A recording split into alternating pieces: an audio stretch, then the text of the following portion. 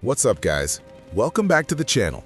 Today, we're diving into a modern icon of the USSR tree, the T-72B3. Sitting at battle rating 11.3, this isn't just your grandfather's T-72. It's a modernized beast built to punish NATO teams. But in realistic battles, you can't just W-key your way to victory. If you want to dominate, you need to master the Russian philosophy of war. Let's break it down. First up, let's talk about why people fear this thing. Relikt ERA.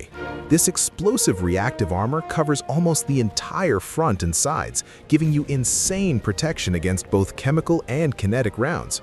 At 11.3, the B3 can shrug off hits that would send an Abrams back to the hangar. Then there's the punch.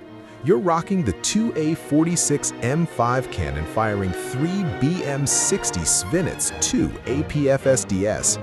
It's got enough bite to delete almost anything through the lower hull or turret ring from across the map.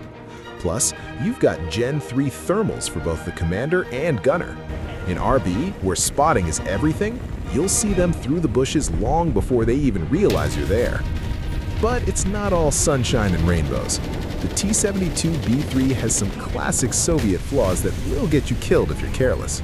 The biggest issue? Reverse speed.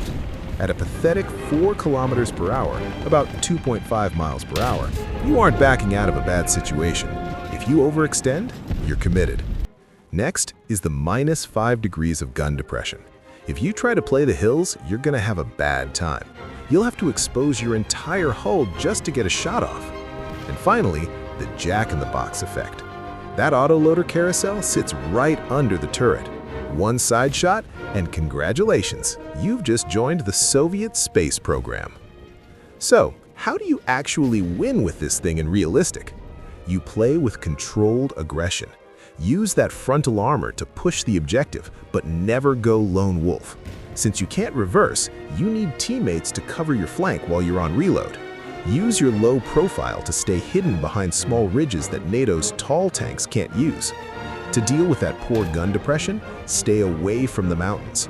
Look for flat terrain or urban corridors where you can force the enemy into a head-on brawl. Let the Relikt eat their shells, then use those crisp thermals to snip their weak spots. If you have to peek a corner, make sure the enemy has already fired because you don't have the luxury of a quick retreat. Bottom line, the T-72B3 is a powerhouse if you respect its limits. It's not a flanker, it's an iron wall designed to punish anyone who underestimates Russian engineering. I want to hear from you guys. Do you think the T-72B3 still holds its own in the current meta, or is it just bias armor? Drop your tips or your craziest stories in the comments below. If you found this guide helpful, smash that like button and subscribe to the channel for more War Thunder breakdowns. I'll see you guys on the battlefield. Good luck and have fun.